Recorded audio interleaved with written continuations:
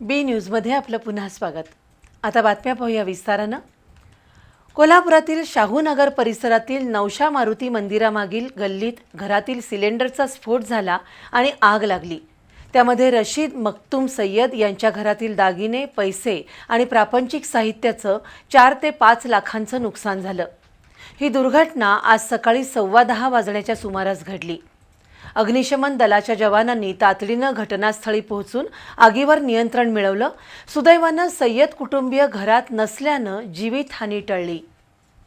कोल्हापुरातील शाहूनगर परिसरात अत्यंत दाटीवाटीची लोकवस्ती आहे। या परिसरातील नवशा मारुती मंदिरामागील गल्लीत रशीद मखदूम सय्यद हे पत्नी आणि 2 मुलांसोबत राहतात। ते झूम प्रकल्पात सफाई कामगार आहेत। आज सकाळी नेहमीप्रमाणे सय्यद कामावर गेले होते, तर सकाळी 10 वाजण्याच्या सुमारास त्यांची पत्नी मुलांना शाळेत सोडण्यासाठी गेल्या होत्या। त्यावेळी गॅसवर अन्न शिजत ठेवलं होतं।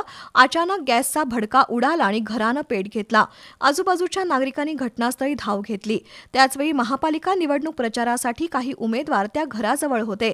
घराला लागलेल्या आगीनं सिलेंडरचा स्फोट झाला आणि सारेच जण घाबरले।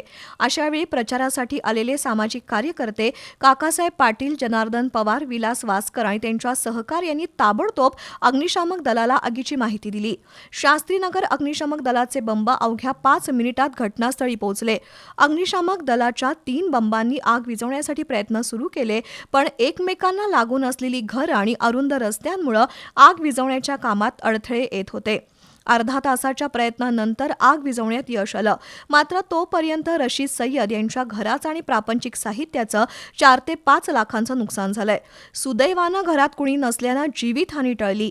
घटनास्थळी नागरिकांनी प्रचंड गर्दी केली होती, तर सय्यद यांच्या नातेवाईकांनी घराचं आणि प्रापंचिक साहित्याचं नुकसान झाल्यानं जोरदार टाहो फोडला।